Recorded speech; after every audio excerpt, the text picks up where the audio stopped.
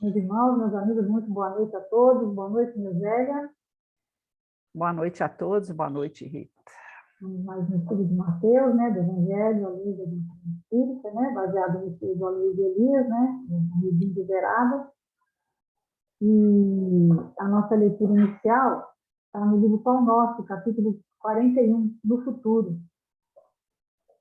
E ela vai ser de pressa para nós, porque eu acho ela bem interessante. E não mais ensinará cada um a seu próximo, nem cada um ao seu irmão, dizendo: conhece o Senhor, porque todos me conhecerão, desde o menor deles até ao maior. Paulo. Quando o homem gravar na própria alma os parágrafos luminosos da divina lei, o companheiro não repreenderá o companheiro, o irmão não denunciará o outro irmão, o cárcere cerrará suas portas, os tribunais quedarão em silêncio, canhões serão convertidos em arados, homens e armas volverão à sementeira do solo, o ódio será expulso do mundo, as baionetas repousarão, as máquinas não vomitarão chamas para o incêndio e para a morte, mas cuidarão pacificamente do progresso planetário.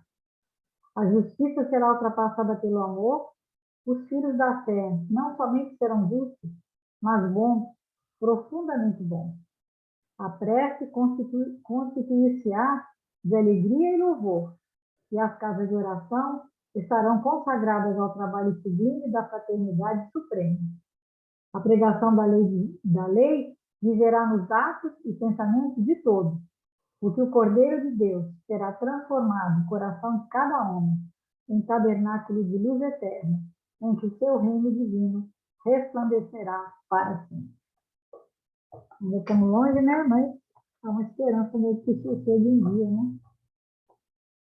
Então, né, graças a Deus, mais uma vez estamos aqui para o nosso estudo, né? Pedindo a Deus amparo, a Jesus, aos amigos e mentores espirituais, do Francisco de Assis, para que possam nos assistir e façamos uma boa reflexão. Então, nós já estudamos a parábola do semeador, que estava no capítulo, e continuamos no capítulo 13 do Evangelho de Mateus. Na semana passada, a gente teve início a uma nova passagem, que é a passagem do joio e do trigo, né? Da parábola do joio e do trigo. Só que, na semana passada, conforme o Luiz fez, nós também seguimos, né? Estudamos mais as questões do livro dos Espíritos, que falava do conceito do bem e do mal à luz da doutrina espírita.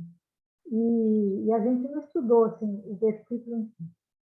Por isso que, embora a gente tenha dado início à passagem na semana passada, hoje é que nós vamos realmente, de fato, estudar o primeiro versículo.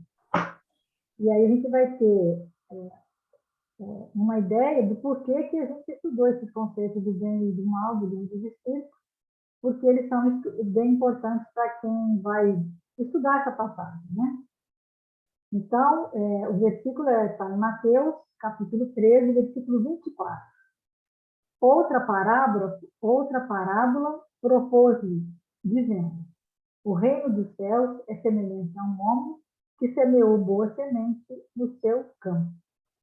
E a gente já tinha comentado, né, que a expressão que a gente ia estudar, né, no caso, seria no seu campo. E o que é esse campo, né, a ser semeado? Né? E aí o Aloysio fala, né, que o fato de ser usado o termo homem, ao se referir ao semeador, sugere que esse homem pode ser qualquer um de nós. E o indivíduo se pôs a semear, a espalhar o quê? Ideias do seu campo. E quem que é o seu campo? O seu campo é o outro, né? Porque toda a ideia que parte de nós tem como quê? Tem como objetivo os olhos, né, o ouvido do outro, né? Ou o coração do outro. Quem fala, quem tem alguma ação tem em relação a outra pessoa. Então, é esse que ele está falando, que é o campo, né? O campo mental, o coração do outro, né? Tudo que a gente fala ou escreve é para que o outro leia, para que o outro escute, né? Para que o outro... É uma interação, né? Então, acaba sendo... Tudo que a gente faz tem as nossas testemunhas. E aí eu pensei, né? Tanto as testemunhas encarnadas quanto desencarnadas, né? A gente fica pensando... Dos dois lados. Quando você fala do outro, né? A gente tem que lembrar que o outro não é só aquele que você vê, mas mais que isso, né? Então, ele fala que o outro é o solo a ser semeado, que vai receber a minha semente, né? Só que, no princípio, a parábola não diz se a semente é boa ou ruim, né? Então, na semana passada, nós lemos a passagem inteira, para que a gente tivesse ideia, né, do que seria a ideia como um todo, né? Então, primeiramente, a gente viu que foram a boa semente que foi plantada, né? Que ele plantou no campo uma boa semente, que ninguém vai plantar em sã consciência, plantar uma coisa ruim. E aí, no caso, são as nossas ideias positivas, salutares, né? As coisas edificantes. Depois é que veio alguém e semeou a má semente, né? Que são as ideias negativas, mas depois a gente descobre que elas têm que crescer junto, porque o esforço de arrancar uma pode prejudicar a outra. E que há um momento certo para que você separe o joio do trigo, ou seja, o bem do mal. Então, hoje nós vamos falar sobre o campo a ser semeado, né? Que é o coração, a consciência do outro. E aí ele pergunta, né? Mas quem que é o outro? E quem que é o meu próximo? E que essa ideia do bem e do mal só existe porque o outro existe, né? Se não tem o outro, você vai fazer mal ou bem para quê? Né? Se você tiver... Ele dá até o exemplo, né, da ilha, né? Se você estiver numa ilha sozinho, numa ilha abandonada, sozinho lá, você pode fazer o que você quiser, você não vai incomodar ninguém, não tem ninguém para se incomodar e nem ninguém para você interagir, né? Eu fiquei pensando assim, mais ou menos, discordei um pouco dele, que tem, né, os desencarnados, né, que estão em toda parte. Mas, assim, a princípio, né, de um modo assim, mais simples falando, realmente, aí ele falou de bater panela, né? Ah, se você estiver numa ilha sozinho batendo panela, ninguém vai reclamar. Mas se você morar num prédio de apartamento, vai ter o cara em cima, embaixo, do lado, de esquerda ou direito, se você começar a bater panela, você vai incomodar os vizinhos, né? Vai incomodar uma criança, um doente, né? Então, ele fala que só existe Eu, mal ou bem na medida do que eu falo ou sinto, que eu causo algum tipo de prejuízo, né, para alguém. lembrei até de uma vez, né, que eu fui visitar, ele ia lá no asilo, um senhorzinho, e ele morava ali pro lado da Gávea, sabe? Na descidinha ali da rua que a Ana Paula mora. Aí ele falou assim, ah, minha filha, tá tudo certo, mas eu não aguento final de semana, porque na época tinha uma boate ali funcionando, né? E o quanto que o som da boate, né, incomodava. Então, assim, são coisas simples, né? Porque às vezes você fala assim, ah, eu tenho uma igreja, bota o som, né? Um alto-falante. Mas o quanto que eu estou incomodando os outros, né? O quanto que eu tenho que prestar atenção, né, nesses detalhes. Que a partir do momento que a gente está vivendo em sociedade, a gente tem que ter muito cuidado nessas questões da inter-relações que a gente tem, né? Às vezes você gosta de ouvir música alta, tudo bem, é um direito seu ouvir música alta, mas quanto minha música alta pode incomodar o outro, pode incomodar um doente. Aí eu lembrei também, no ano que eu ganhei Luiz Henrique, não foi Luiz Henrique, não, foi a Laura, era a época de exposição, e o barulho da exposição vai todo no hospital, né? Aí você imagina assim, ser recém-operada, cansada e tudo, quanto que o barulho vai. Então, assim, quando existem até leis humanas, né, tentando coibir um pouco essa questão do silêncio, das propagandas na rua, de só poder ter festas em determinados horários, é porque realmente existe essa questão do outro. Para quem está bem, uma música alta não incomoda, mas para um doente, para um enfermo, né? A questão hoje dos foguetes, que é tão discutida, né, em relação aos animais. Eles inventaram agora um foguete silencioso, não sei como é que um foguete pode ser silencioso, né? Mas ele é menos agressivo, faz menos barulho, acho que ele só faz aquele né? Não sei, que eu nunca vi. Eu não gosto, eu acho uma bobagem isso. Assim, Então, nessa dinheiro, convivência tem tanta harmônica, né, a gente tem que prestar muita atenção. foguete, eu acho meio, né? Mas tem gente que gosta, né? Então ele fala que a noção do bem e o mal saber reconhecer o bem e o mal serve para que a minha convivência com o outro seja algo mais harmônico, né? Então, a gente tem que pensar nisso, né? O quanto você está interferindo, né? Na qualidade de vida do outro. Isso é muito grave, né? E existem casos até de discussão feia que brigam e vizinhos, né? Que se agridem por conta disso. Existem coisas bobas, né? Isso abre campo também a questão da intolerância, né? Porque tem gente que, por exemplo, mora num prédio, tem criança. Por mais que você controle um bebê, ele chora de madrugada, incomoda o vizinho, né? Então a gente vê muitos casos também na internet que a pessoa não tem esse tipo de visão, né? Porque aí não depende do pai e mãe deixar de fazer a criança chorar, né? O filho doente, né? Eu já vi casos de Então, avião, por exemplo, de gente que está em avião, que vai entrar em avião e pergunta se vai ter criança no avião, porque a criança vai incomodar, se pode ficar longe de criança, né? Aí já é quase preconceito, né? Aí também você tem que ver até que ponto você pode ir no sentido de não ligar. é a questão do bem e do mal mesmo, né? Plantados juntos para você ver determinadas situações, né? E se colocar sempre no lugar do outro, né?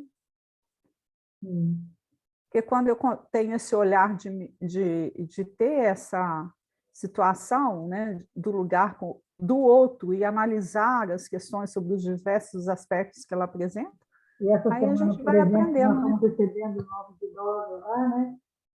Que são nossos outros que estão chegando, né? E eu fiquei pensando, lógico, tem um período de adaptação que a gente tem que ter muita paciência. E ele vai nos incomodar, lógico. E a gente, porque a gente também está incomodando, né? Aí é um incômodo mútuo, porque ele está lá, assim, se adaptando ainda, né? A maioria vai, os idosos vai, assim, por necessidade, não porque quer, porque a família já não tem mais como lidar. E a gente também, né? Ele está entrando num ambiente que já estava assim, mais ou menos acomodado e vira tudo de terra para o ar de novo. E, ou seja, a vida é os dois lados, né? Que a gente tem que ter muito equilíbrio para poder ter paciência, né? Para ele se adaptar, para a gente se adaptar também à situação. E é um desafio muito grande, né? Ali é um desafio pesado mesmo, né? Para a gente entender. Aí ele vai para o livro Mãos Unidas, capítulo 19. Ele ousou. Só o título, né? Ele já fala, né, que mão, o que é mão unida? Mão unida não é você dar a mão para você mesmo, né? Você unir as mãos. Mas no sentido de unir mãos, né, de várias pessoas, estarem de mãos unidas todos para fazer um ciclo de convivência, né? De mãos dadas, né? Quer ler? Eles chegam de todas as direções, na moldura dos acontecimentos. São eles, os outros, nossos irmãos de caminho, que se transformam em caminho para o mais alto, né? Então, assim, é a pessoa que está do quarto lado, né? O pai, a mãe, o policial que está na rua, o entregador que vem te entregar alguma coisa, né? Então, de todo lado eles estão chegando, né? E eu achei muito interessante quando ele fala, né? Que se transformam em caminho para o mais alto, porque a partir da chegada desses irmãos, dessas relações que a gente vai estabelecendo, né? Que a gente vai caminhando para para essa convivência mais sadia ou não, né? É por eles que a bondade do Senhor nos encontra, habilitando-nos para isso. Porque, na realidade, assim, quando o outro vem, Deus também vem, né? É uma coisa assim que ele pontuou muito. E por quê? Porque o outro vai ser sempre a ponte de acesso que a gente tem até Deus. Esse elemento de ligação que vai nos unir à divina é justamente através dessa convivência com o outro, né? No mundo, repontam no lar, por parentes e associados no vínculo doméstico, que se nos fazem professores de burilamento espiritual. Então, em toda convivência vai existir o quê? O aprendizado, né? E o outro vai ser sempre o nosso professor, porque é através dele que a gente vai aprendendo, né? O que é bem, o que é mal, o que é mais correto de se fazer, o que não é abusivo, o que é paciência, o que é tolerância, né? Isso tudo a gente vai aprendendo nas relações com o outro, né? Eu lembrei muito nesse trecho aqui do livro dos Mensageiros, que tem um capítulo que até o pessoal estuda muito ele no centro, tudo nas palestras, várias vezes, que ele é muito conhecido, que é aquele que tem a prece da Ismália, que chama Efeito da Oração, porque eles estão lá, eles vão num pavilhão que está muito escuro, enorme, que tem quase 2.000 espíritos, são 1.980 espíritos que estavam dormindo como se estivessem assim, tendo pesadelos. Aí o André diz até que parecem múmias, né? Que ele fala assim, nossa, parece que é a morte depois da morte, né? E aí eles vão fazer um atendimento e começam a fazer uma prece. E conforme a Ismália vai fazendo a prece, ela vai se iluminando, ela vai ficando toda uma radiação azul, alguns são verdes, cada um de acordo com o seu grau de sentimento, vai tendo uma luzinha mais forte ou mais fraca, né? Alguns nem emitem luz, mas emitem vibrações. E aí ela se ilumina, né? E caem sobre eles flocos de luz de tamanho diverso. Só que quando esses flocos caem, quando eles tocam, vem caindo a prece, né? Eles se iluminam. Aí os flocos caem de tamanhos diversos. Só que antes de tocar a cabeça deles, eles se desmancham e vão saindo ali, né, vão saindo em direção, esses flocos já coloridos, né, na cor daquela, translúcido, né, e vai atingir aqueles corpos inanimados. E aí o Aniceto, né, que é o instrutor, ele fala assim, que vocês viram cair sobre nós os elementos a que me refiro. Observaram sua exteriorização com as luzes de cada um de nós em benefício dos irmãos que dormem e sofrem. Aí ele fala que eles tiveram essa possibilidade de ajudar. Aí ele fala, olha aqui, ó, o pai visita os filhos necessitados através dos filhos que procuram compreendê-lo. Não poderíamos abusar do Senhor como abusamos no círculo terrestre dos nossos pais humanos. Não vive ele ao sabor de nossos caprichos pessoais. Nunca poderia vir em pessoa enxugar o pranto do necessitado que chora, em consequência, aliás, do ouvido das divinas leis. Compete ao necessitado caminhar ao reencontro dele. O Senhor, todavia, atende sempre a todos os homens de boa vontade, por intermédio dos homens bons que se edificam na casa divina.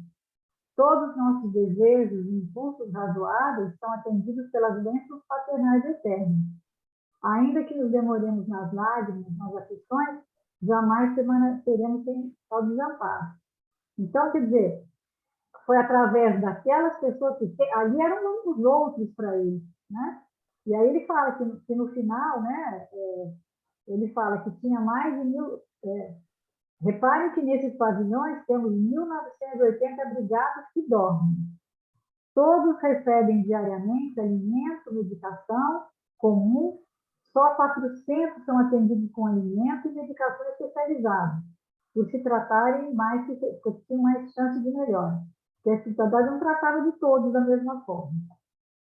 Desses 400, apenas 2/3 se revelaram aptos à recepção dos passos magnéticos. Muitos não podem receber, por enquanto, a água efusiada. Poucos foram contemplados com sopro curativo e somente 2, dos 2.000, dos quase 2.000, só 2 se levantam no fim, profundamente perturbados. E ninguém saiu atrás deles, não. Eles saíram correndo e largaram para lá. Já que iniciam um trabalho de cooperação fraternal, não esqueçam essa lição. Façamos todos o bem, sem qualquer ansiedade. Semeemo-lo sempre em toda parte, mas não estacionemos na exigência de resultados. O lavrador pode espalhar as sementes à vontade, onde quer que esteja, mas precisa reconhecer que a germinação, o crescimento e o resultado pertencem a Deus. Então, quer dizer, existe o outro? Existe. Você pode fazer? Pode. Mas você tem que estar esperando o resultado? Não. O resultado é Deus de novo. Então, Deus age no homem através do homem, que está falando aqui. Mas, depois... Usa o tempo, né? Mas é o tempo. É o tempo de cada um. Né? Então, você não pode ficar assim, meu Deus, não sei, né? Porque ele dá um exemplo aqui, né? Não sei mais o que eu faço com fulano. Você não tem que fazer nada com fulano. Você tem que fazer a sua parte e deixar que ele se entenda com Deus e que ele encontre. Né? E Deus está em busca dele. Deus nos busca todo mundo. Mas se a gente vai ouvir, é uma coisa, né, que vai depender do nosso tempo também. Né? Ele espera pacientemente. Nós aqui não temos paciência de esperar. Né? Essa semana eu assisti uma live que falava justamente sobre isso, que nós temos o péssimo hábito de nos compararmos com os outros. E sempre que quando a gente se compara com o irmão, a tendência nossa é sentir um pouquinho de superioridade em relação ao outro. Você nunca se sente inferior ao outro. Então, fala que esse tipo de comparação é extremamente nocivo. Que a gente tem que se comparar é a Deus, porque aí a gente vai enxergar o tamanho da nossa pequenez. E é justamente isso, a gente se coloca na posição de Deus, a gente julga, a gente se sente superior e, às vezes, a gente até violenta o outro, entendendo que cada espírito vai ter o tempo dele próprio de amadurecer, né? de dar os frutos, que é justamente o que Deus espera de nós, porque Deus não usa a violência, ele usa o tempo.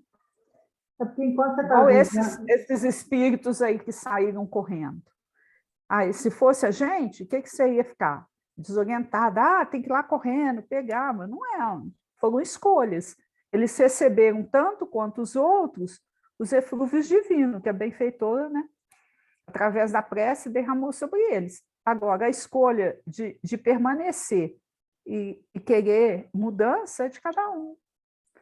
Eu acho muito bonita essa leitura aí, porque é bem esclarecedora, né? É esclarecedora.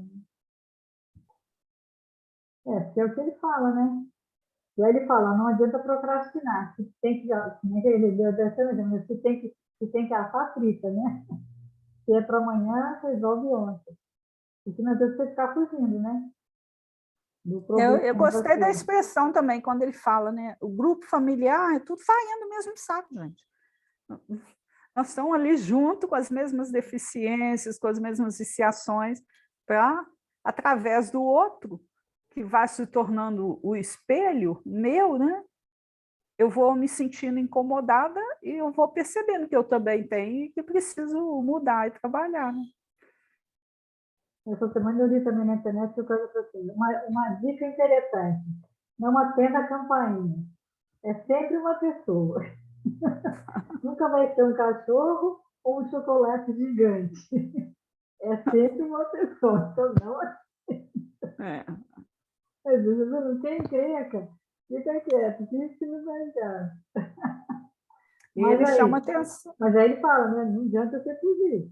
Porque se você vai fugir, depois você vai, em algum momento, né, vai bater, ele vai te achar, né?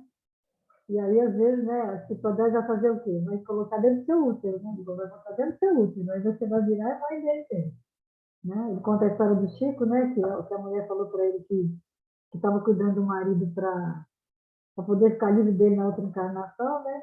Aí ele fala, hoje você está pegando a tolerar, na outra você vem para amar. Aprender a amar, né? Então, aí ele ainda falou dos mecanismos de fuga que a gente usa, né? Que a questão da pandemia, ela trouxe muito isso para a gente, né? Porque, às vezes, a gente com dificuldade de ficar em casa, né? E perceber as dificuldades que a gente tem no relacionamento com o outro, então, aí que você começa, vou trabalhar, e até no centro a gente usa muito isso, né? Então, assim, achando que você está lá realmente prestando um serviço, na realidade, o que está te movendo? O que está te movendo é necessidade de fuga e a dificuldade de ficar para tentar resolver o problema, né? A gente vive adiando, achando que a gente tem o tempo todo, e não tem. Quer dizer, temos o tempo todo, porque a eternidade está aí a nosso dispor. Agora resta-nos saber assim, como que a gente quer viver dentro do aspecto da eternidade. A gente vai alimentando viciações, incorrendo nos mesmos erros e complicando nossas situações, ou a gente vai escolher atender a campainha, né? E resolve o problema lá com o outro, né? Porque às vezes você fica adiando indefinidamente, mas vai chegar uma hora que você não tem como adiar. Ele vai chegar, né? Ele fala, o primeiro, né? O primeiro outro é o parente, né?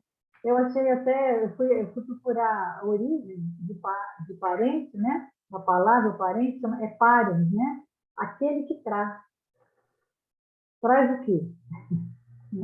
Ele tanto pode, o parente é aquele que traz, né?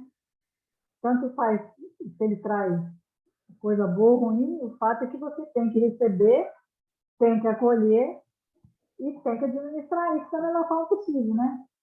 O outro familiar com que a gente tem vínculo doméstico, né? Teoricamente teria que ser bom, né? Teria que ser alguém afetuoso, né? Mas nem sempre é assim. E o primeiro que nos traz os grandes desafios é esse parente, esse familiar, que tem a consanguinidade com a gente, né? Que tem esse vínculo doméstico, né? E aí ele fala que o vínculo doméstico e a existência de problemas são duas coisas que não se separam, né? E se a sua ideia é se afastar do parente para fugir dos problemas, né? É bom desistir porque eles vão te achar. Então, melhor realmente é não procrastinar e ficar de forma serena, corajosa, enfrentando as situações que for aparecendo. Eu acho que é onde os grandes conflitos agem por falta da sinceridade. Eu sempre falo isso. Quando você tem sinceridade no relacionamento, você se posiciona logo no início, né? Eu tinha uma amiga que brincava, e era interessante, era engraçado, mas não tinha um fundo de verdade. Ela falava assim, que marido, cachorro e alguém que fosse trabalhar com você, um empregado, alguma coisa, você tinha que se educar no primeiro dia. E que se você se posicionar, você faz um traço, né? Vamos dizer assim, ó, isso pode, isso não pode, isso pode, isso não pode. Porque senão, tudo que você fizer no primeiro dia, deixar fazer, nunca mais você vai corrigir. E mais ou menos é assim, né? Dentro da relação, a coisa tem que ser bem combinada. Ó, isso aqui, e o que o outro fez que você não gostou, se no primeiro dia que você não gostou, você fala, aí você ainda fala com educação, você ainda tem condição de falar. Mas se você vai engolindo, no dia você dá. Você tem que botar isso tudo para fora de uma vez. Aí é que não se dá. Né? Então a gente não pode, tem que ir tentando, né? Fazer com que a relação se estabeleça. Mas o problema é que a gente tem tendência a fazer. Por exemplo, uma pessoa que é muito assim, como é que eu vou dizer? Que é carente, que é pegajosa, que fica querendo atenção demais no relacionamento, aquilo outro vai indo, não aguenta mais, né? Tanta coisa. Mas ela tende, ela tem, às vezes, você pode ver que a pessoa tem uma relação, não dá certo, ela pega, separa, arruma outro, e ela vai fazendo sempre a mesma coisa. Ela vai repetindo os erros indiscriminadamente. Ela não percebe que aquilo é um problema que criou a relação, né? O exagero, tudo que é exagero demais, né? Que fica assim, que sufoca o outro, né? Ciumento demais, tudo que é demais, né? Ou até mesmo você não ligar nada, também não é assim, né? Então, tudo dentro do equilíbrio, da conversa, da sinceridade, eu acho que as relações vão se encaixando, né?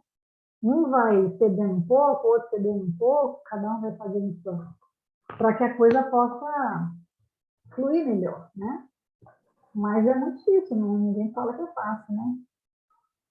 O benfeitor termina esse capítulo, né, do livro Mãos Unidas, que ele fala assim: observemos a nossa conduta moral diante do próximo, porque, em verdade, os outros nos medem à altura espiritual, no dia a dia, trazendo-nos, segundo as nossas próprias necessidades, o ensinamento da justiça e o socorro da bondade que se derramam das leis da vida. E a vida é sempre uma escola para todos, mas urge considerar que são os outros que nos traçam a nota ao progresso e ao merecimento de cada um no círculo das lições. Então, muito bonito, né? Então, o outro vai sempre ser um aspecto para avaliar, né, a altura espiritual que a gente tem. Uma pessoa né? que... É um indicativo, né? Eu acho. Se você souber ler, né? Você tem que saber ler, né? É uma coisa interessante, porque às vezes a gente tem uma autoimagem da gente um tanto equivocada. Então, por exemplo, quando o outro fala assim, você é agressivo, aí eu não sou agressivo, aí já, né? Aí você já reage sendo a própria agressividade. Então, a gente tem que ter cuidado, esse olhar mesmo, né? Será que eu realmente não tenho um pouco de agressividade, eu não sou desse jeito? Não, mas é o exemplo que ele deu, né? O cara é mandado embora do serviço, aí nunca vai falar assim, eu fui mandado embora porque eu sou muito chato, eu sou uma pessoa difícil de lidar, né? Não, ele fala, não, foi mandado embora porque fui injustiçado, porque não sei, não entenderam, né? Mas é complicado, né? A gente fica pensando. Então, eu às vezes penso assim, será que eu sou chato e não sei? Que ninguém fala, né? Será que alguns vão... Eu acho que às vezes eu sou chato, sabe? Pensando que eu devo ser chato, só que ninguém tem coragem de falar. Porque, não sei, né? Eu acho bom em família, porque em família se leva, sabe? Eu acho assim, fantástico isso, porque de um jeito ou de outro você acaba, no lugar, né? o outro está ali te testando, e você também testando o outro. Então, essas relações, numa relação assim, fora de casa, eu acho que isso é mais difícil, mas na relação familiar, com esses mais próximos, fica muito evidente. A gente só não lê a mensagem se não quiser. Mas que é um bom termômetro para a gente medir como que a gente anda em termos de relação e se a gente realmente está desenvolvendo algumas virtudes aí, eu acho que vale a pena a gente parar e analisar, porque algumas coisas a gente já consegue perceber, sim. Aí ele vai, né, no rumo certo, né, capítulo 9, o próximo em nós. Olha, esperas ansiosamente encontrar o Senhor, e um dia chegarás à divina presença. Entretanto, antes de tudo, a vida te encaminha à presença do próximo, porque o próximo é sempre o degrau da bendita aproximação. Mas quem é o meu próximo? Perguntarás de certo qual ocorreu ao doutor da lei nas luzes da parábola. Todavia, convém saber que, além do próximo mais próximo, a quem nomeias como sendo o coração materno, o pai querido, o filho de nossa bênção, o irmão estimável e o amigo íntimo no crime doméstico, o próximo é igualmente o homem que nunca vistes, tanto quanto aquele que te fixa indiferente em qualquer canto da rua.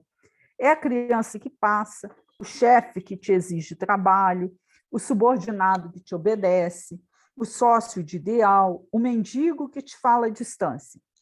É a pessoa que te impõe um problema, verificando-te a capacidade de auxílio.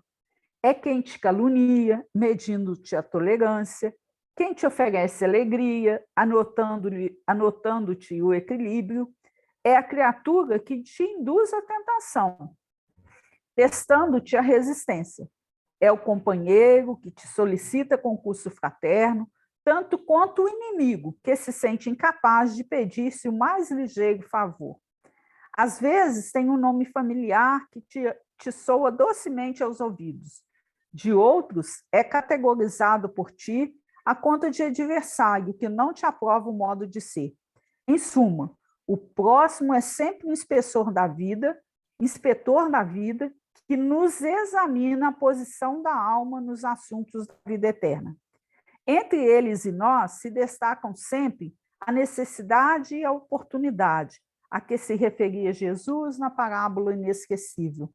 Gente, isso aqui é sério, né? Necessidade e a oportunidade. Olha só.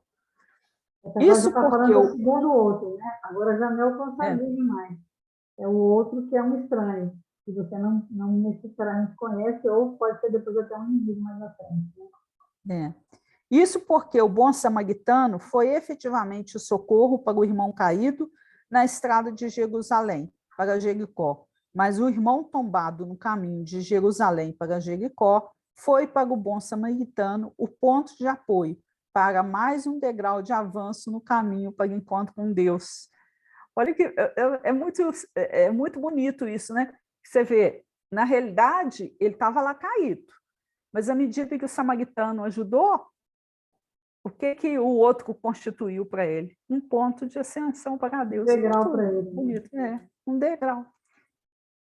E eu vejo muito isso, né, Rita, nos trabalhos que a gente desenvolve assim, porque tem dia, gente, que eu chego lá no Lar Cristão, né? Aí eu estou assim, não tão bem, né? Com as minhas questões pessoais, familiares. E aí a gente chega, começa, faz isso, faz aquilo, faz aquilo. E aí, naquele momento, aquele que você acha que está te prestando um auxílio, Que você está prestando um auxílio, né? Na realidade, é ele que está te prestando, porque você exatamente começa... essa imagem, né? Do degrau, você está usando ele como um degrau para sair daquela faixa vibratória ruim e dar uma... Aí você sai do seu... Né, da zona de conforto. É sair da zona de conforto. Porque todas as vezes que você faz alguma coisa pelo outro, você está saindo da sua zona de conforto. Você está deixando de olhar, assim, eu acho assim, a gente para de olhar pelo nosso próprio umbigo. E aí a nossa dor não fica tão grande.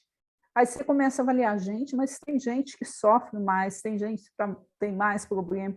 E o quanto que isso é bom para a gente, porque vamos tendo outra dimensão de como a coisa funciona. A gente tem muito, no estudo que nós fizemos outro dia, o Vinícius até que falou sobre a questão da melancolia. E aí ele fala da definição do evangelho, né, da melancolia, que seria uma vontade da alma de se desvencilhar do corpo, mas que ela não consegue. Acho que é muito gente sente às vezes. Que você não consegue fazer alguma coisa, né? E aí ele diz assim, é como se fosse um detento agarrado às grades da prisão, gritando, sacudindo as grades, e que não consegue, né? E se prostra, você fica cansado, como se estivesse assim, se debatendo ali, né? E aí ele vai falar, quando nós conseguimos fazer essa ponte, né, a vida toda do sujeito, de alguma forma, está mapeada por um princípio que é muito simples. Como você tem o quê? Você tem uma necessidade, que é uma coisa básica. Você tem as necessidades, né? Tanto para você mesmo, quanto em relação ao outro, né? Essa necessidade vai virar um desejo, né?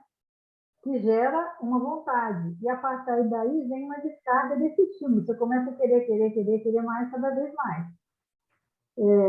A necessidade vem o desejo realiza um plano, e isso descarrega, então, numa grande intensidade. Para descarregar essa intensidade, que é constante, porque você está sempre desejando alguma coisa, que faz muita pressão em você, a gente escolhe objetos, esses objetos se encaixam dentro de um circuito que vai ter, aparentemente, uma descarga, uma satisfação. Você começa a fazer as coisas. E aí ele dá uma imagem que você se fixa, né, numa coisa só, como se você se fixasse, você fixa num ponto, e como esse circuito é muito precário, gera sofrimento na fixação desse objeto. Ele lembra, assim, por exemplo, como se você fosse tivesse um monte de tentáculos, esses seus desejos, né? Que pode estar certo, representado nos outros, que eu lembrei, é como se você tivesse tentáculos. Você vai, só que você não consegue, você não dá conta. Aí, de repente, você recolhe ele, porque você não dá conta. E aí você se sente acuado com aquilo, né? Então, aí o que faz esses desejos? Estamos sempre buscando vários objetos a vida toda. Aí você gosta de determinados sabores, de lugares, tipos de pessoas, de cidades, do clima. Tudo isso, tá, eu gosto do calor, eu gosto do frio, né? Então é como se tivesse sustentável. A melancolia é quando, por algum motivo ou forma abrupta, aparentemente sem solução, todos os tentáculos que estavam tocando nos objetos são recolhidos. E aquele circuito que ia terminar, não tem mais como terminar. Essa intensidade que não vai para fora, se acumula no sujeito. A melancolia, de alguma forma, seria esse acúmulo, né, de libido no próprio sujeito. Como não tem destino, tem uma marca que é profundamente inibitória. Porque ele não consegue dar destino, fica paralisado, né? E aí, aquele circuito não tem mais carga, você fica desequilibrado, isso gera o desequilíbrio, né? Quando você não administra isso. Então, eu percebo assim, que a gente sempre, de alguma forma, acorda melancólico. Né? Porque você dorme, você desprende do corpo, se você teve uma boa noite de sono, se você foi bem sintonizado, quando você volta para a matéria, é normal que você tenha essa melancolia. Então, dependendo da sua forma de relacionamento com o outro, de como você vai ter essa relação, essa sua melancolia vai melhorar ou piorar. Né? E é o que você falou aí, essa nossa melancolia melhora lá, por quê? Porque a gente tem uma boa reação. Porque a gente olha o outro, enxerga o outro, e quando você enxerga o outro, você já não tem desejo seu, é o desejo do outro. E nesse desejo do outro, em satisfazer o desejo do outro, né? É aquela musiquinha, né? Ame, né? Como que é? Cante, né? Cante, se quer ser feliz, ore tudo melhorar, ame, então compreenderá a alegria de servir.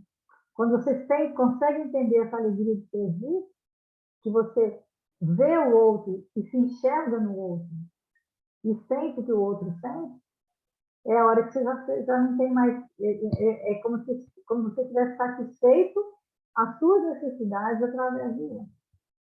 Mas é muito difícil chegar nesse nível, né? Isso, o defeito do outro vai se encaixando nos meus, né? E neutralizando aquilo, o mal em mim. Aí ele ainda dá vários exemplos assim. A mulher que é consumista, por exemplo, qual que é a tendência dela? É o marido pão duro, né? Porque aí um vai burilando o outro. Que todos os dois estão nos extremos, né? Então, quando eu percebo lá ela de um jeito e eu aqui, ó, pão duro, um consumindo demais e o outro seguro demais, o burilamento vai estar justamente o quê? Em encontrar o quê? O equilíbrio disso. O equilíbrio dentro disso. É um pai orgulhoso, né, que se acha um homem de bem, de repente tem um filho vicioso. Então, o próximo vai ser tudo aquilo que eu posso, que eu preciso conviver para aprender, e um vai completando o outro, né? E uma coisa muito interessante que ele fala, né, da questão da fuga mesmo, que a gente pode fugir, não vou querer conviver, mas não adianta fugir, que tem uma hora, né, que você vai encarar. Aí eu achei tão interessante que quando ele fala assim, o acaso não existe, né? Se as pessoas de um jeito ou de outro passam a fazer parte do seu círculo de convivência, é porque de um jeito ou de outro a gente aprende com eles, né? E aí a fala do Divaldo, né? Que seria o acaso, né? Que o Divaldo fala, né? Que o acaso não existe. É o pseudônimo de Deus quando ele não quer assinar sua obra, né? Eu não sei se você ouviu essa semana, teve um caso de um árbitro que estava apitando um jogo de futebol, aqui no Brasil não tem que estado, não. Veio um raio e matou. Ele morreu com raio no campo de futebol. E não era para ele que era arbitrado. Ele foi substituir um outro, que era o outro que ia, ele não foi, o outro não foi, ele foi. Quer dizer, é acaso? Quem tinha que estar ali? Aí você vai falar, poxa, foi salvo, Deus salvou, sei lá, mas Não é uma casa, né? Porque o acaso não existe. Era a experiência que ele precisava passar. É engraçado que ele falou o negócio de que não cai uma folha de uma árvore, né? E essa semana agora nós temos um imóvel lá em São Paulo e caiu uma árvore em cima do jardim da casa, né? Derrubou um portão, vai ter que arrumar, né? São Paulo é tudo mais complicado, né? Mas caiu uma árvore inteira. Eu fiquei pensando, aí deve ter, dizer não, né? Isso, o pessoal que estava todo favorável, caiu uma árvore, não sei o que, vai ter, foi uma confusão, ter que chamar bombeiro, cortar a árvore, tirar a árvore e tal, e contratar pessoas para arrumar e tal. Aí eu pensei assim, gente, se não caiu uma folha de uma árvore, imagine uma árvore inteira, né? Você tem que ter um sinal para nós disso, né? Por que caiu uma árvore inteira? Não foi só uma folhinha, não foi a árvore imensa que caiu. Então é isso, tem que Tem fazer. algum ensinamento, né? Tem que tirar algum proveito disso, né? A gente tem que aprender alguma coisa com isso, né? E aí ele fala, né, que o outro é realmente o parente, o estranho ou o adversário mesmo, né, que a gente tem. Deseja o meu mal, tem a intenção de prejudicar e não aprova o meu modo de ser. Então, essa questão do adversário também, a gente tem que ter sempre em mente, o outro tem direito de pensar diferente. Nós temos a tendência, sim, de achar adversário todo mundo que não concorda com a gente, né? E as pessoas têm esse direito. Ele dá o exemplo até do Chico, né, que ele estava sendo muito criticado, né, pela imprensa, que estava triste. Aí o Emmanuel chegou perto dele: ô Chico, por que você está assim? Né? Aí ele falou: meu irmão, eu estou sendo caluniado, as pessoas estão falando que eu sou. Eu usou uma expressão, agora me fugiu totalmente. Que eu sou um embusteiro, né? Estou fazendo tudo errado, né? Aí ele falou: Chico, mas você é isso? Né? Você é? Aí ele falou: não, não sou. Então, dê o outro o direito de pensar que você é. O problema é quando o outro pensa que você é e você é, né? Você Aí está dando motivo que é para ele, né? complicado. Você está dando Ele, motivo, né? mas fora isso, é o direito de pensar diferente. Se a gente começar a trabalhar essas questões também nos nossos relacionamentos com o outro, eu acho que a vida vai ficando mais leve.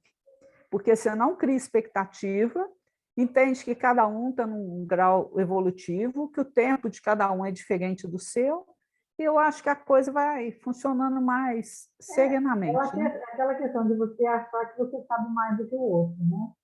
E dentro do budismo, o que significa Buda? Buda significa o disperso. Mas o que é disperso? O que é Buda? Na realidade, é o ignorante. Né? Buda, ele sabe que é totalmente ignorante. Ele despertou para quê? Para a própria ignorância. E o que é o iludido? É aquele que está convicto de que sabe das coisas. É aquele que ainda não despertou para o fato de que nada sabe. Né? Mas se houver a experiência do despertar para a sua ignorância, né? Aí ele fala que o iludido se transformará facilmente em Buda. Ou seja, a distância que separa aquele que está desperto, que seria o Buda, de um iludido, é mínima. O primeiro é aquele que já despertou para a sua, o segundo é aquele que se considera ainda suficientemente sábio perante a vida. Né? Então, o que ele fala, que está sempre em busca do caminho, é aquele que se considera um eterno aprendiz da vida, porque existe um reconhecimento de que é completamente incapaz de conhecer a verdade, e assim sempre estará à procura do caminho. Né? O iludido é aquele que não se esforça na busca do caminho e no aprendizado da vida, porque seu espírito está possuído de uma natureza estática e sempre estacionado em algum lugar, pensando que possuiu ou adquiriu conhecimento suficiente sobre algo na vida. Conversa nossa com aquele moço hoje, né? Então, ele acha que tem, a pessoa fala que já leu tudo e já conhece tudo. E daí? Né?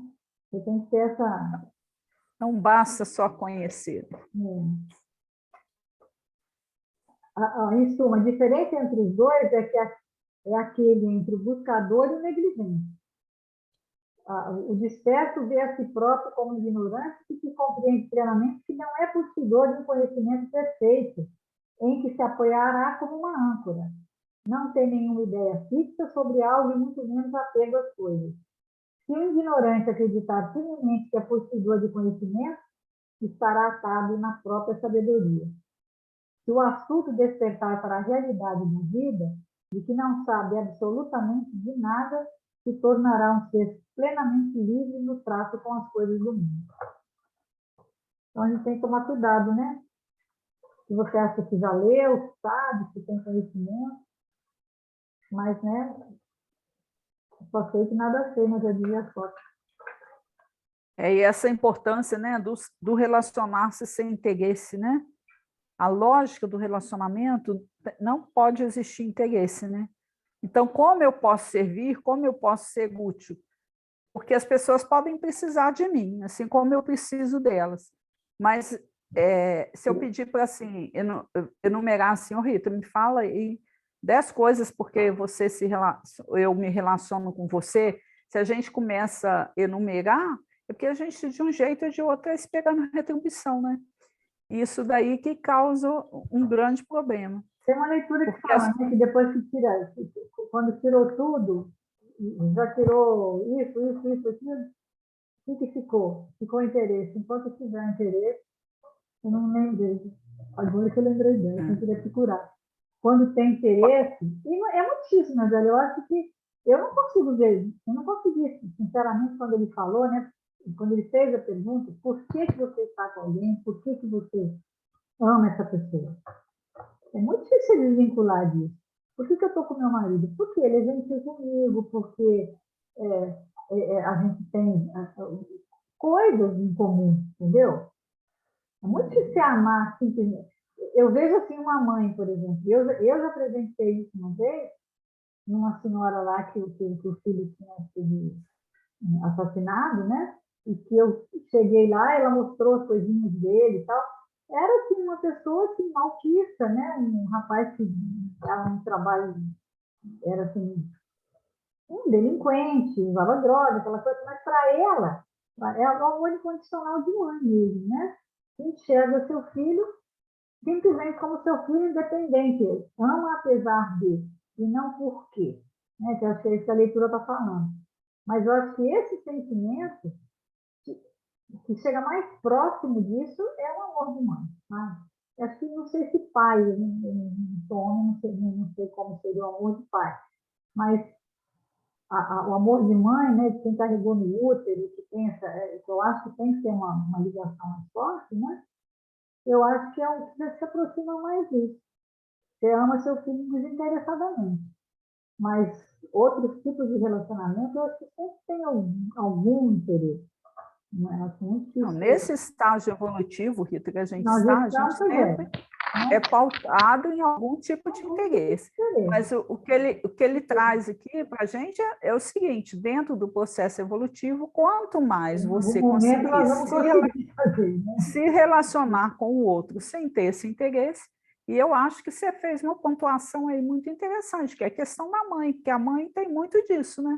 Embora também, assim, quando o filho não está agindo do jeito. Eu vejo assim, ele deu o exemplo, a mãe atravessando na pinguelinha, né? E estava chovendo, o córregozinho estava cheio, o menino escorregou da mão dela e caiu. Ela se jogou para salvar. Eu acho que tem muito disso, esse sentimento materno, sabe? Eu acho que é até excessivo, porque às vezes eu vejo por mim, eu quero fazer por ele para ele não sofrer. Então, eu acho que é isso que é a pontuação necessária para a gente abrir o relacionamento, né, com o filho, com o marido, dentro desse critério, né, da gente esperar menos. Qualidades e defeitos não podem ser critérios para os relacionamentos. Quando a gente bota... Aquela leitura, né? Aquela leitura primeira que eu fiz lá no Missionário da Luz, que ele começa a falar que Deus não pode ter um relacionamento com a gente como a gente tem com nossos dos pais da Terra. Por isso que ele tem que se relacionar através da gente. Porque ele não vai ser esse paizinho que faz isso que você falou aí. Ah, vou fazer isso para o meu filho não sofrer. Ele não faz isso. Não é esse tipo de paternalismo que ele tem, né? É um paternalismo de evolução, de mostrar para ele que ele tem que fazer e ele tem que evoluir sozinho. Até o estudo que nós fizemos semana passada. Você tem que conhecer o bem e conhecer o mal para você ter opção de escolha, se você quer o bem ou o mal, né? Então, eu acho que, mas ainda hoje, eu acho que a gente ainda tem essa relação que ele fala, né? Ele fala que, por que eu vou tratar o bem ou o outro? Tá? Porque ele é amigo do meu chefe, porque ele é médico, é interessante ter um médico como amigo, um juiz que vai poder me ajudar se tiver algum problema, um engenheiro, né? E a gente usa essas relações, é normal, e não usa como... E você não vê isso como um erro, né? Você deve passar muito por isso. Quando as pessoas são suas amigas, que pedem para você, para o Jorge examinar, ou para ele arrumar uma receita, né? Quer dizer, é um interesse, né? Então, você tem um amigo que é advogado, aí você, daí dá uma olhadinha nesse caso aqui para mim, né? É uma casa com piscina, você é amigo dele, para Você é amigo frequentar a dele porque piscina. tem piscina, ô beleza, né? Os amigos dele Aí, tá são uma vendo? maravilha, né? Entendeu? Quer É. dizer, existe esse interesse. Mas, em contrapartida, também é agradável, né? Que você tem um amigo que vem com você também não vai usar a piscina sozinho, você também tem que ter essa disponibilidade de ajudar o outro também. Por que um advogado não pode ajudar um amigo? Né? Aí veio o desinteresse do lado contrário. Eu tenho interesse que ele me ajude, e se ele me ajudar, ele está fazendo bem para mim. Né? Então, é uma troca, realmente é uma troca, às vezes até de interesse, mas, né, a coisa pura mesmo, assim, é mais difícil, né? Nós estamos distantes. Aqui nós vamos ter que acelerar um pouquinho, então, em cima na hora, né? Aí ele vai para o Evangelho, né? Tem até, mas eu acho que a leitura, o próximo do livro do Emmanuel, a gente já falou bastante sobre ela, né? Porque senão não vai dar tempo, não. Essa parte do Evangelho é muito legal. É o item 4 do capítulo 11, ó. Desculpa. Amar o próximo como a si mesmo, fazer pelos outros o que quereríamos que os outros fizessem por nós. É a expressão mais completa da caridade, porque resume todos os deveres do homem para com o próximo. Não podemos encontrar guia mais seguro a tal respeito que tomar para padrão do que devemos fazer aos outros aquilo que para nós desejamos. Com que direito exigiríamos dos outros, dos nossos semelhantes, melhor proceder? Mais indulgência, mais benevolência e devotamento para conosco do que temos para com eles? A prática dessas máximas tende à destruição do egoísmo, quando as adotarem para a regra de conduta e para a base de todas as instituições, os homens compreenderão a verdadeira fraternidade e farão que entre eles reine a paz e a justiça. Não mais haverá ódios nem disenções, mas tão somente união, concórdia e benevolência mútua. Muito bonito, né? Mostrando a regra áurea, né? Se a gente conseguir seguir a regra áurea, tá tudo certo, né? As coisas vão funcionar de uma melhor maneira, né? Aí ele vai para o item 12 desse mesmo capítulo, ó. Se os homens se amassem com mútuo amor, mais bem praticada seria a caridade. Mas para isso, mister fora vos esforçáveis por largar essa couraça que vos cobre os corações. O que é essa couraça? É o nosso egoísmo, né? A fim de se tornarem eles mais sensíveis aos sofrimentos alheios. É uma coisa que eu tenho que muito questionado, né, gente? E isso é um questionamento meu, né? Nós temos que olhar para o mundo e ter maior sensibilidade para a dor das pessoas, né? Ainda mais nesse período que a gente está vivendo, é fundamental a gente ter esse sentimento assim. É claro que a gente não pode fazer tudo por todo mundo, mas é preciso que a gente escolha fazer alguma coisa por alguém. Eu acho que o chamado dessa pandemia, dessa situação que a gente está vivendo, de guerra e tudo, nunca o convite foi tão grande à fraternidade. a rigidez mata os bons sentimentos. O Cristo jamais se excusava. Lembrando aí da Rita, né? Tem alguém batendo na porta, vai lá, atende, porque Cristo não se excusava em nenhuma dessas situações, né? Não repelia aquele que o buscava, fosse quem fosse. Socorria, assim, a mulher adúltera como criminoso, nunca temeu que sua reputação sofresse por isso. Quando o tomareis por modelo de todas as vossas ações? Se na terra a caridade reinasse, o mal não imperaria nela, fugiria envergonhado, ocultar-se-ia, visto que em toda parte se acharia deslocado. O mal, então, desapareceria. Ficai bem certos. Começais vós por dar o exemplo. Sede caridosos para com todos indistintamente. Esforçai-vos por não atentar nos que vos olham com desdém e deixai a Deus o encargo de fazer toda a justiça. A Deus que todos os dias separa no seu reino o joio do trigo. Então é isso, né? Quando a gente realmente tomar Jesus como guia, modelo, né? Porque identificar o bem ou o mal, né, que ele fala, né, não é tão difícil, né? Basta que você não vire, né? Basta consultar sua consciência, né? E aí ele fala, né? Quando, por exemplo, quando você não paga o imposto, porque o político vai.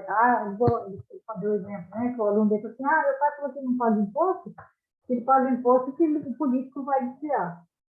Se o político roubar, né? O dinheiro do imposto, desviar, o bandido é ele. Mas se você for negar o imposto, o bandido é você. Né? Então, você tem que consultar. Se vai prejudicar alguém que você vai fazer, se vai prejudicar o outro, meu critério é esse, o social da balança. Né? Se desejo saber se o que estou fazendo é o bem ou o mal, se é joio ou trigo, devo perguntar se eu vou causar malefício para o outro. Se a minha consciência disser que sim, que vai gerar prejuízo para o outro, não faço. Porque ela vai te acusar, e se a tua consciência te acusar, você vai lesar a sua constituição ser espiritual, isso vai transbordar em algum momento, nem que seja de uma forma simples, né? E vai voltar, porque é a lei da vida, né? Tudo que você fizer vai voltar. Aí ele vai falar, né? Se a gente está sofrendo hoje com 40 graus de temperatura, de secura, é porque lá atrás nós não nos importamos de queimar os pneus. Né? Vai falar do aquecimento global. Em algum momento eu colaborei com esses malefícios causados pelo meio ambiente.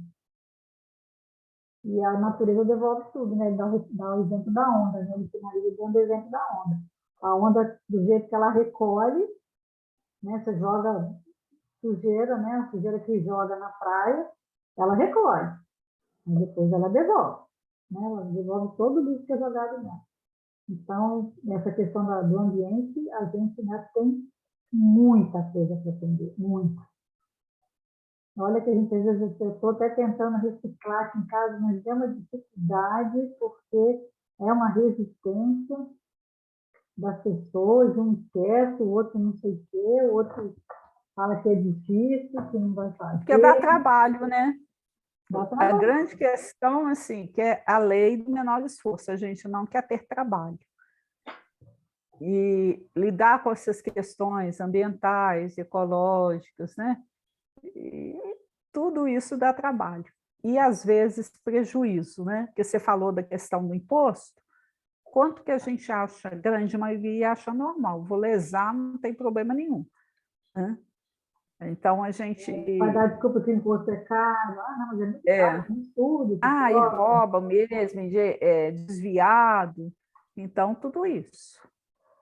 A gente ainda erra muito nesse sentido. Não, em todos os sentidos, né? A gente ainda se equivoca muito com essas questões, mas... Estamos na hora, 21h07. Eu vou indicar para alguém ler o capítulo 6, Instrumento da Perfeição, que foi justamente a nossa aula de evangelização, a última aula que eu dei. que fala o Pedro está numa reunião de Jesus no lar, né, do culto, e ele reclama de uns parentes que ele brigou, né? E aí Jesus vai falar para ele o que ele fez. Aí ele fala, eu revidei na rua, que eles são hipócritas também, eles são, meu tio é avarento, meu primo é mentiroso, ele briga mesmo e fala que não tem vergonha, não. E aí Jesus pergunta para ele, né, o que faz um carpinteiro na construção de uma casa? E o que ele usa, né, as ferramentas. E aí Jesus vai dizer que o próximo, né, que é aquele parente dele, são as ferramentas que ele vai usar, né, para poder o martelo, são o martelo e o serrote que podemos utilizar a benefício da construção do templo vivo e sublime em nossos corações, né? Então, Jesus vai falar, se não ajudamos a necessidade de perto, como auxiliaremos os aflitos de longe? Se não amamos o irmão que respira conosco os mesmos ares, como nos consagraremos ao Pai que se encontra no céu? Né? É bem interessante porque ela justamente, Pedro está revoltado, bravo com os parentes, e é bem essa questão do outro aqui. Tem mais uma coisa? Não tem, não.